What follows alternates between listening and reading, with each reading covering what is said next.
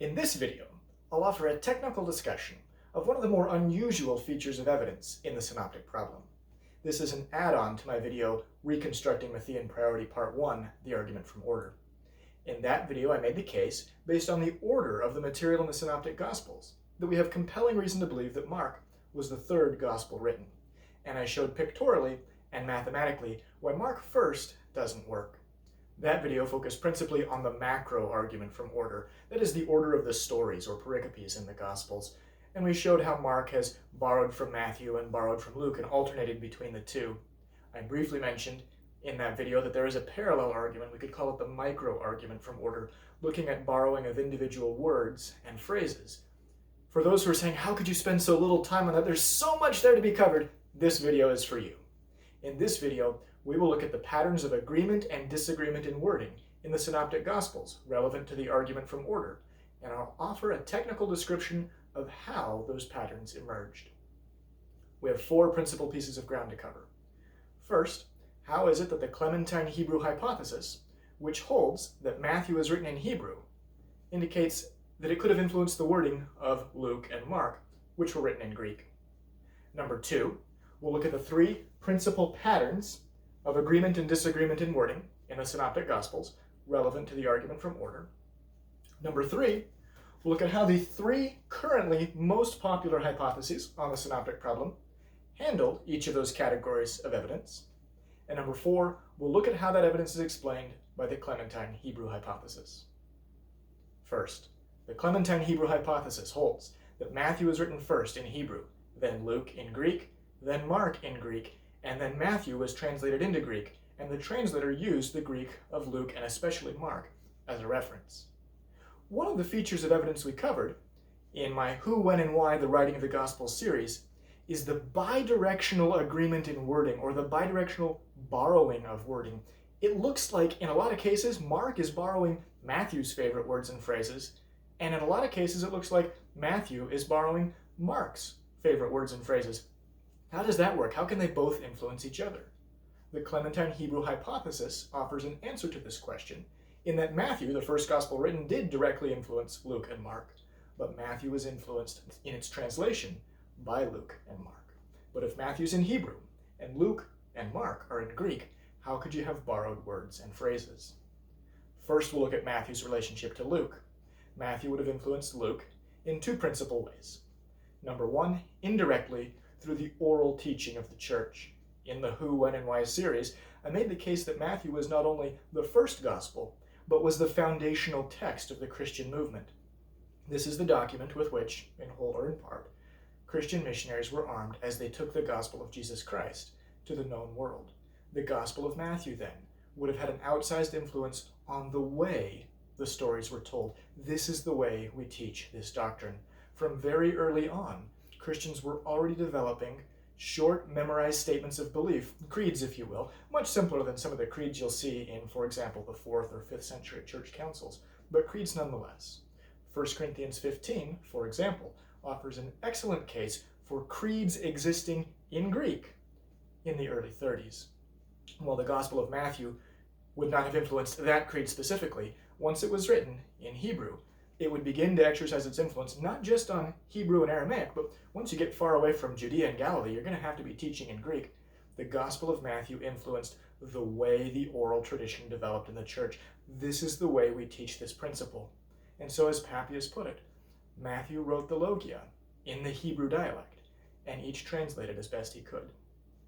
That presence of Christian jargon, not just in Hebrew, but in Aramaic and Greek, influenced the way later writers, such as Luke and Mark, would have written the material. It influenced the way they would have been accustomed to hearing the stories. And so some of Matthew's eccentricities will show up in these later documents. But this is not enough on its own to account for the high level of agreement often found in wording in the Synoptic Gospels. Matthew also would have influenced Luke very directly, because Luke performed what Claude Tremontant would describe as a careful Septuagint-style translation process. When the Septuagint, the Greek Old Testament, was translated from the Hebrew Tanakh, the translators, on a spectrum from literal to literary translation, were much more on the literal end of the spectrum. It's not quite word for word, but they're definitely not producing consistent, flowing literary Greek because this text to them was sacred. And they were interested in preserving not just what was said, what's the overall message, but the way it was said. And so there are plenty of passages in the Septuagint that read very awkwardly in Greek, because that's not how you would normally say it in Greek. That's the structure with which you would say it in Hebrew. And it has been carefully ported over into Greek. This known Jewish style of translation shows up in the Gospel of Luke. Hebrew scholars, specifically scholars of the Hebrew of the Dead Sea Scrolls, the Hebrew of the time and place where Jesus lived, people like Robert Lindsay, Claude Tremontant, have had no trouble at all finding the Hebrew structure beneath the text of the Gospels, especially the Gospel of Luke. Luke has preserved the way the material would have been said in Hebrew over and over and over again, demonstrating that he's working with material that was originally composed in Hebrew. Now, Luke certainly is capable of writing in flowing literary Greek. In his prologue, in places in Acts, he can certainly do that. But for much of his gospel, he chooses not to do that. He chooses to write in a Septuagint style, more awkward Greek. Awkward in the sense that it's not the way you would normally say it in Greek. It has a Hebrew structure that has been ported into Greek. That evidence demonstrates that Luke followed a very similar process to that done by the Septuagint translators. As a result, when Luke uses Hebrew Matthew as a source, if Matthew has favorite words and phrases, some of those are going to show up in their Greek form in the text of Luke. The relationship between Matthew and Mark is a little more complex because, as argued in the Clementine Hebrew hypothesis, Mark has gone through an oral filter. He's using Matthew and Luke as his sources, but he's not just doing a rote copy-paste exercise, take these words from Matthew, these words from Luke. Rather, this is the way the material was spoken. Both at the spoken and the written level, the speaker and the writer who wrote down what the speaker said are intimately familiar with the Gospels of Matthew and Luke, but it has gone through the filter of extemporaneous preaching. As a result, Matthew's influence on the oral preaching of the church will have an influence on Mark. Luke, in Greek, can even more directly influence the Greek of Mark. But even looking at all of these categories of agreement, we still can't explain all of the patterns of agreement and disagreement in wording among the Synoptic Gospels, because on the back end, Luke and Mark will influence Matthew when it is translated into Greek. What we've covered so far, then, can readily explain the agreements in order. You can borrow the order of the stories in any language. It can explain many of the favorite Matthean expressions, words, phrases, motifs that show up in Luke and Mark. But it would not be adequate to explain many of the precise agreements in Greek grammar that show up in the Greek texts. For that, at the end of the video, we'll discuss how Matthew was translated into Greek. And we'll round out the relationship of the bi-directional borrowed words among the Synoptic Gospels. Segment 2 of this video, we will now look at the 3 principal patterns of agreement and disagreement in wording in the Synoptic Gospels relevant to the argument from order. Pattern number 1. It has been known for years that in the triple tradition, that is material that's found in all 3, Matthew, Mark, and Luke, when 2 agree in order against the third, the 2 that agree in order will tend to align much more closely in wording than the third, who's a bit different. So if, for example, Matthew and Mark have the same 2 stories in the same order, Luke also has those 2 stories, but in a different order. The text of Matthew and Mark will, on average, align much more closely to the wording of Luke, who's different. None of the authors follow any of these patterns with inflexibility, with absolute precision. They're just that, they're patterns. We're not trying to explain why the author did this every single time. What we're trying to explain is, why did the author do this so very often? One of the foundational tenets of the scientific movement is the idea that we can find patterns, that there are reasons for those patterns, and those reasons can be discovered. What we're trying to answer here is not an appeal to chance. Well, this happens over and over and over again in the same circumstances, must be a weird fluke.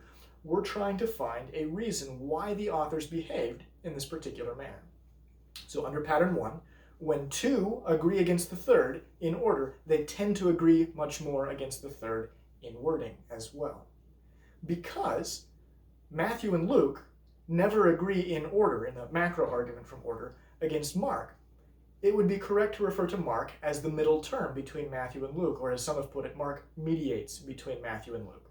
That is, in the triple tradition, Mark is closer to Matthew and Mark is closer to Luke than Matthew and Luke are to each other. Two words of caution, though. First, this piece of evidence on its own does not solve the synoptic problem. As ably demonstrated by B.C. Butler in the 1950s, Mark as the middle term between Matthew and Luke is logically consistent with any possible chronological arrangement of the first three Gospels. It could be that Mark is the middle term because Mark is first, and Matthew and Luke are both drawing from Mark. It could be that Mark is the middle term because Mark is second. He draws material from the first Gospel. The third Gospel draws from both, but heavily favors, Mark's wording and order.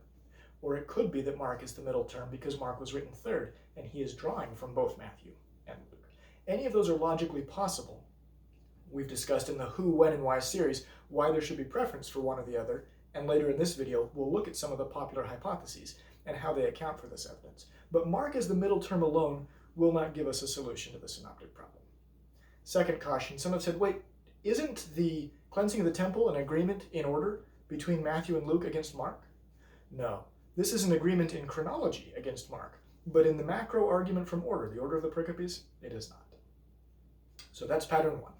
When two agree against the third in order, they tend to agree much more closely in wording. Pattern number two, in the double tradition. This is material that's just in Matthew and Luke, not in Mark. Here, the agreement in wording is all over the map. Sometimes there is incredibly precise agreement in wording. And in other places, there's precious little agreement in wording. Under pattern one, we could reasonably conclude that whoever's copying from whom, when I'm following this source's order, I tend to follow the source's wording more closely, and that would give us a consistent explanation for pattern one. Pattern two, however, disrupts that pattern because here, in the double tradition, Matthew and Luke seldom agree in order. Occasionally they do, but not very often. And yet, even in places where they do not agree in order, you find some of the very best verbatim agreement anywhere in the Gospels. These are passages where Mark Goodacre described it by saying, the agreement is too good to be Q. If pattern one holds, and this has been known for years, this has been well studied, and most theories on the synoptic problem recognize they have to explain this, then what do we do with pattern two? Where they don't agree in order, and yet we have some extremely precise agreement in wording between Matthew and Luke.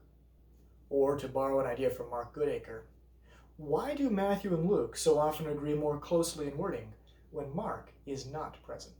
Pattern 3 will also introduce a wrinkle. What happens in the triple tradition when all three agree in order?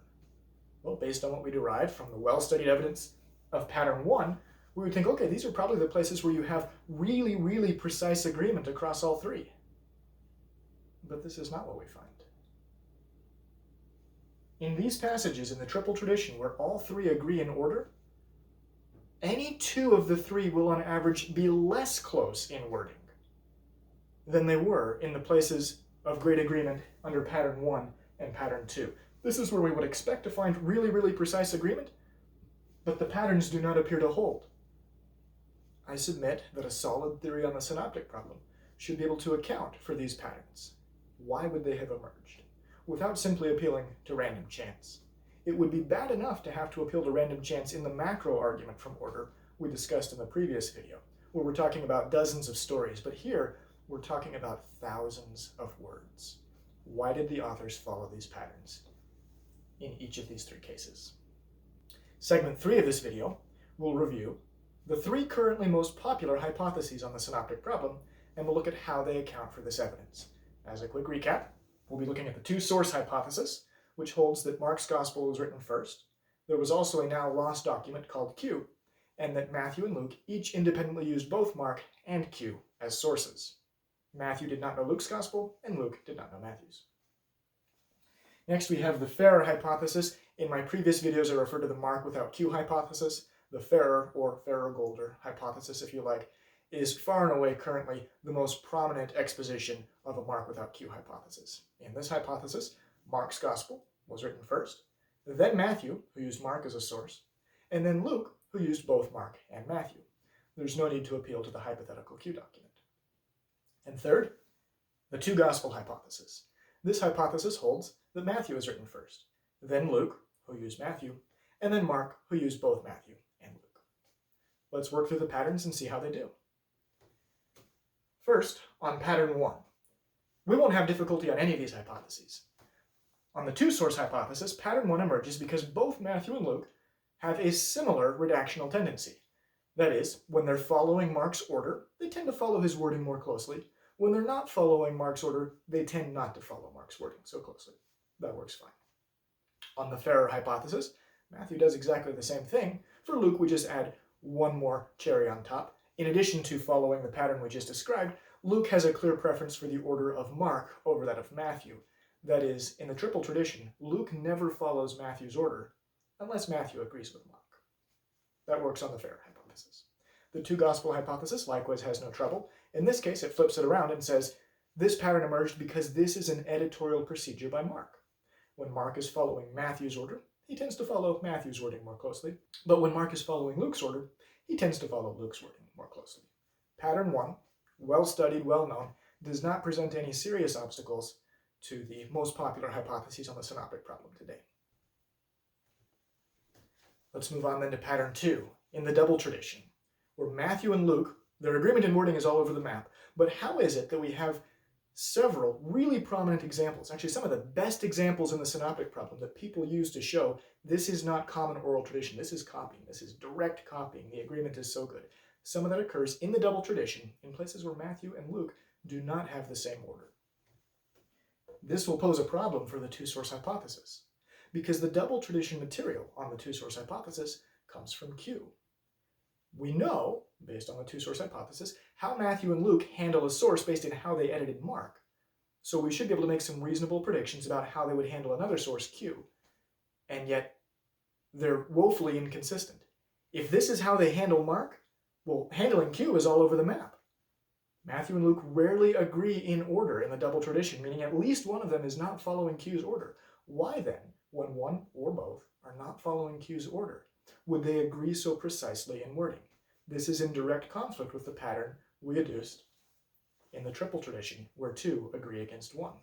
This is a problem for the two-source hypothesis. How about the fairer hypothesis? Well, in this case, there's no issue with Matthew, but for Luke, we run into a similar difficulty, just on a smaller scale, because now we have to explain the erratic behavior of one author instead of potentially two, as we did on the two-source hypothesis.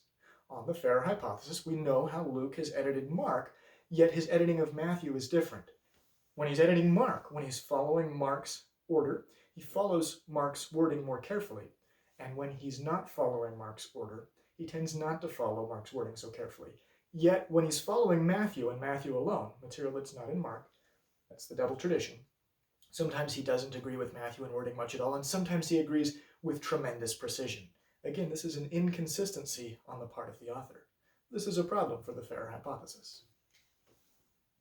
And what about the two gospel hypothesis? In this case, pattern 1 only told us about Mark's editorial procedure, not Luke's. So we haven't committed to Luke must have followed the same pattern as Mark, that is, when I'm following the source's order, I follow their wording more carefully.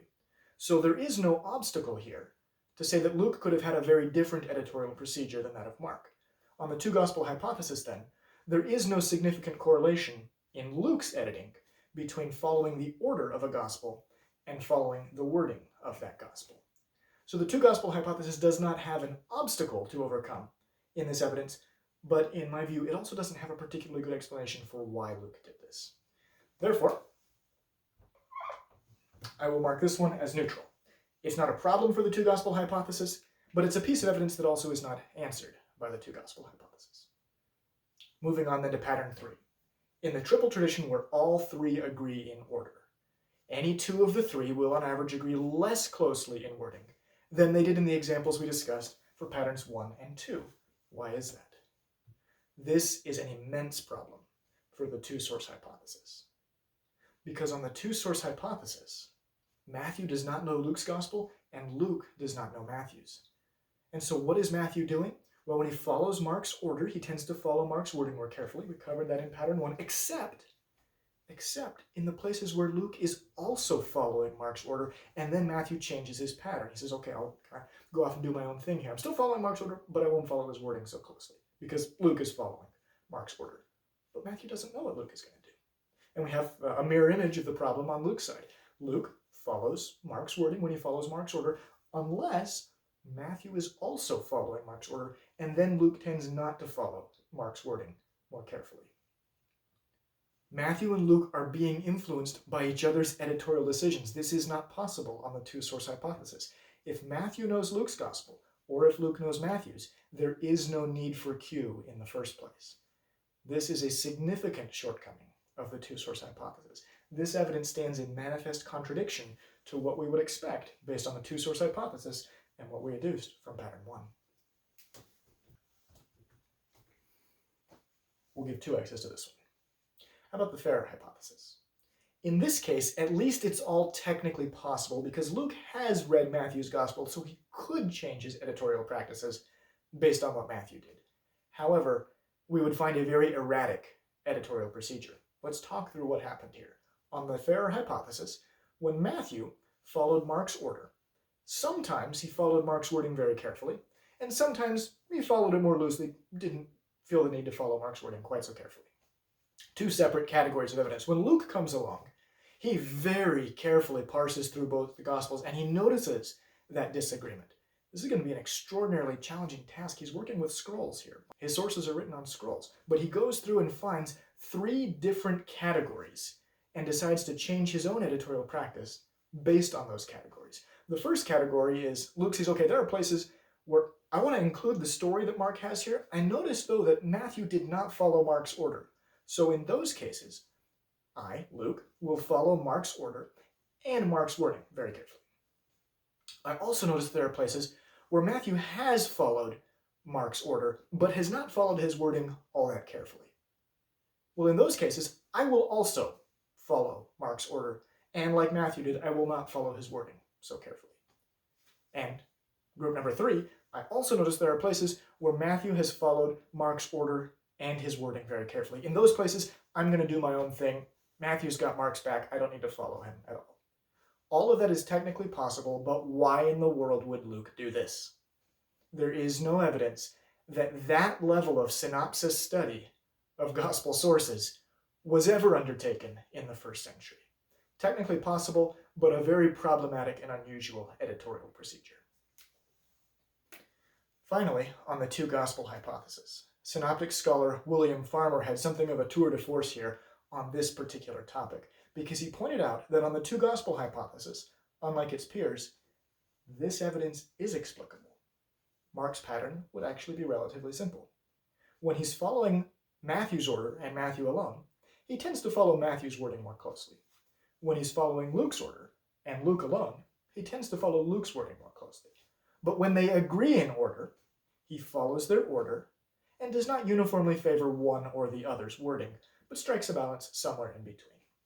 I think Farmer's work on this subject is excellent, and he makes a profoundly effective case for how the 2 gospel hypothesis can explain some of these unusual agreements in wording. I suggest, though, that Farmer has given the what happened, but he hasn't explained the why. Why did the authors do this? The Clementine Hebrew hypothesis might be thought of as a modification of the 2 gospel hypothesis. It makes some changes to enable the hypothesis to answer questions that the 2 gospel hypothesis often struggles to answer. For example, how does the 2 gospel hypothesis account for the Hebrew structure beneath the Greek texts? Or, why did Mark do this? I suggest that one of the greatest criticisms of the 2 gospel hypothesis is Mark has engaged in a level of micro-conflation that is very difficult to explain. That he actually went through and stitched together these words from Matthew and Luke and tried to preserve everything that both of them had in common. No, this is explained by the translation of the Gospel of Matthew. If both Mark and Luke had the same word, then more often that word will show up in Matthew. That's why you get the exact same word in a number of places in all 3 Gospels.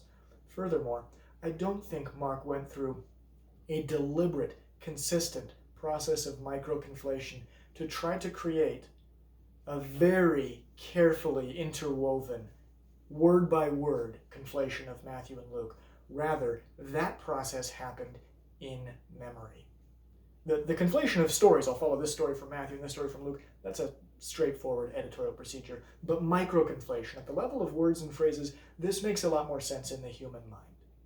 If you'd like to try it out, pick a story where there are at least 2 written versions of the story. Read them each a dozen times. This will be much easier to do if you pick a short story. Read them each a dozen times and set them aside and recount the story. Record yourself doing it.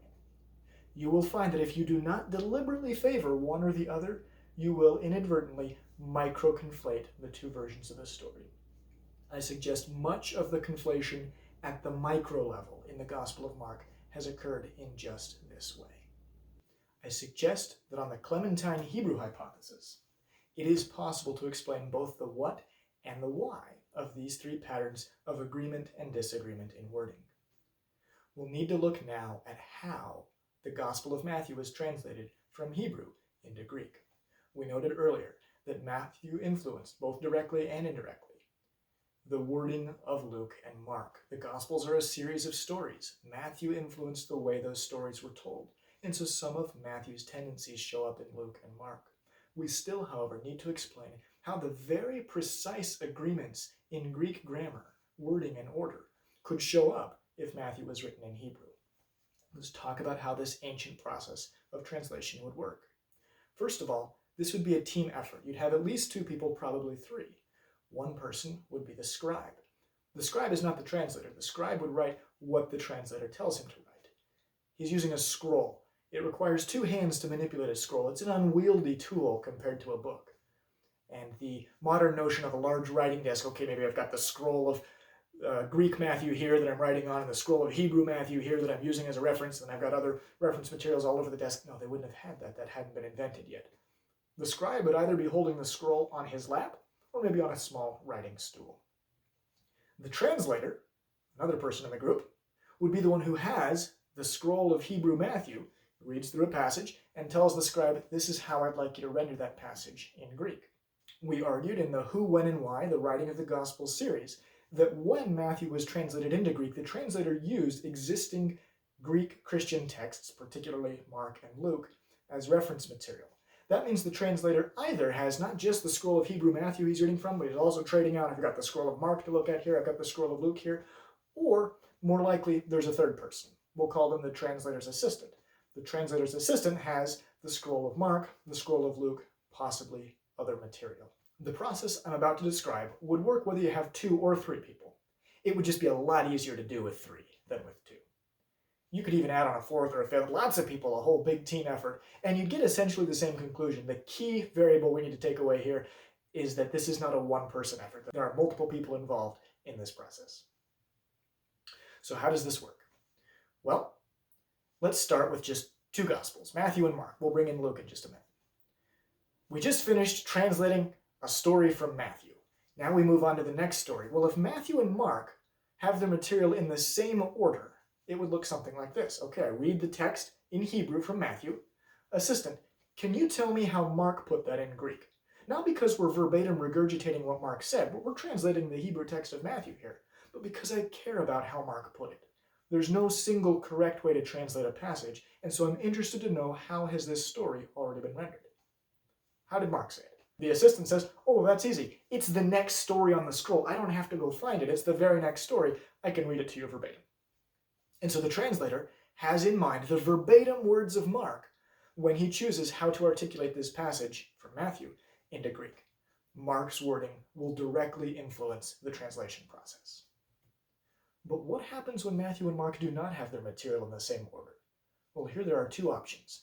One option is, assistant, I need you to go find this story in Mark. I want to know how Mark said it. Okay, this is the 12th time you've made me do this, but I will go find it.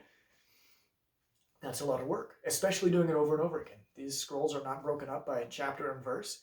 It's a lot of work to dance all over the scroll finding these stories. They could do that. Or, because Mark is just the reference material here, they don't have to regurgitate what Mark said. There's a simple human shortcut available, and that is, don't bother to go find it just for this one story. Just tell me from memory, how did Mark put it? We've already shown that this team is very familiar with the way Mark and Luke were written. and so they recall it from memory. A simple shortcut. There's nothing wrong with doing that. They don't have to say it the way Mark did, but they're interested in how Mark said it, and so they recall it from memory. Which means instead of getting the verbatim wording of Mark, what the translator has is perhaps a decent paraphrase of Mark. Mark said it about like this. As a result, in these passages, Matthew will not agree as closely with Mark in wording. Where Matthew and Mark agree in order, the assistant has no difficulty giving the translator the verbatim words of Mark because it's the next story on the scroll. Where Matthew and Mark do not agree in order, they either use a paraphrase or go to the extra laborious process of finding the story on the scroll of Mark. This is why they do not agree so closely in wording, on average, when they do not agree in order. Now let's bring in Luke. What happens when you've got 3 Gospels here? Okay, same story, except the assistant actually doesn't just have the scroll of Mark. He's got the scroll of Luke too. We read the story off the scroll from Matthew in Hebrew. Assistant, how did Luke render this story? Great, thank you. How did Mark render this story? Perfect. Now with both of those in mind, I'll go ahead and tell the scribe how I'd like this to be written in Greek. But if one of those 2 sources agrees with Matthew in order and the other one doesn't, what's going to happen? How did Luke render this? Well, it's somewhere else in Luke. Oh, okay, just give me a paraphrase about how did Luke put it. That's fine. How did Mark put it? Oh, well, that's easy. It's right here. It's the next one on the scroll. I can read that to you verbatim. As a result, Mark has a greater influence on how that passage is translated into Greek. In my work in the Who, When, and Why series, I pointed out that the translator had a preference for the Greek of Mark over the Greek of Luke. We could suggest any number of reasons why that might have been the case, but one foundational reason is this. In the triple tradition, Matthew and Mark agree in order far more often than do Matthew and Luke. This pattern develops because of the physical constraints of scrolls. Last piece we need to cover. What happens then in the double tradition? Material that's just in Matthew and Luke. Now the scroll of Mark is no longer helpful as a reference. In the passages where Matthew and Luke agree precisely in wording, these are the places where the assistant went to the extra effort of finding the story on the scroll of Luke. This is how Luke said it verbatim. In the rest of the passages in the double tradition, they took the shortcut we've already noted. Let's recall it from memory or just free translate the passage so that we don't have to dance all around the scroll finding a bunch of different stories split into pieces all over the Gospel of Luke. As a result, there are places in the double tradition with very high agreement in wording because they used the verbatim words of Luke as a reference. But much of the time they did not do this, and so the agreement in wording is much lower. This can account for precise grammatical agreement in wording, in Greek.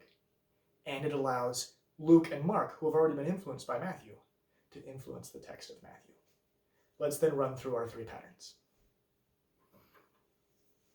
Pattern 1. In the triple tradition, when 2 agree in order against the third, they tend to agree more closely in wording. I agree with what was already described on the 2 gospel hypothesis, that is, when Mark follows Matthew's order, he tends to follow his wording more closely. Same thing when he follows Luke, but the translator of Matthew also follows this pattern, and now we can share why he did so.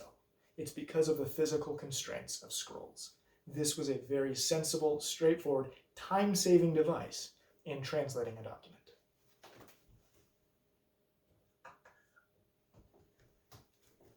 Pattern 2 occurs because sometimes the assistant actually does go find the text in Luke. As William Farmer noted, none of these authors are following the pattern inflexibly. They just usually aren't going to go to the extra trouble of, let me find the exact wording in this other scroll. When they do, we get these very high verbatim agreements. When they do not, we get something closer to a paraphrase. The agreement in wording is much lower. Pattern 2 emerges because sometimes they do go to the trouble of finding the exact wording by Luke.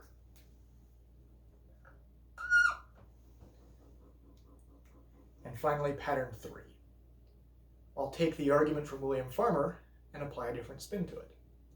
In this case, when the translator of Hebrew Matthew gets both the text of Luke and the text of Mark verbatim, because they're all in the same order, assistant, read me how Luke put it, great, read how Mark put it, I've got their exact words.